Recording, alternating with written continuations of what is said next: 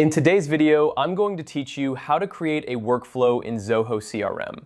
Workflows in Zoho CRM can help streamline your business processes by automating routine tasks, making your team more efficient and productive.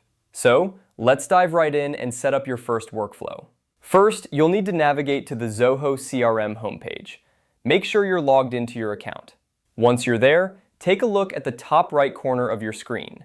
You should see a gear icon, which acts as your gateway to the settings menu. Go ahead and click on it. This will open up a new page where you can configure various aspects of your CRM. Next, you'll want to focus on the automation section within the settings. Automation is where the magic of workflows happens. This section allows you to automate numerous actions, saving you and your team valuable time. So, locate automation and click on it. After clicking on automation, you will see several options.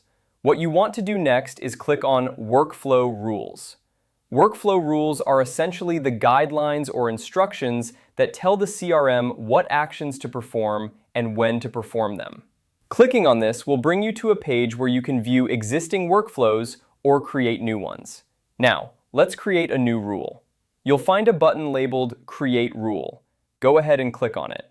This will initiate the process of defining a new workflow rule.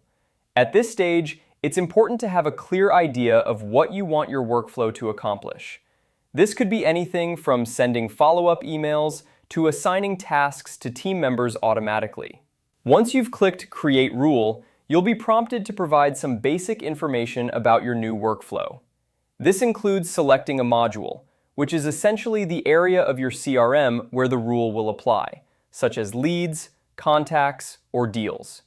After selecting the module, you can name your rule and provide a description, which helps keep everything organized, especially if you plan to create multiple workflows.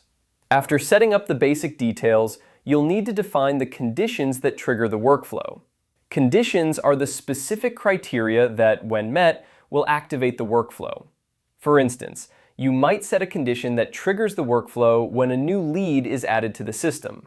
Finally, specify the actions that the workflow should perform once triggered.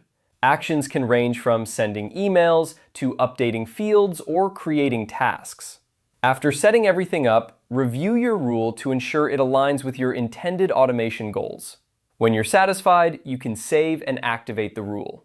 And there you have it. You've just created a workflow in Zoho CRM. This automation will now run in the background, handling tasks and actions automatically based on the criteria you set, freeing you up to focus on more critical aspects of your business. Thank you for watching and happy automating.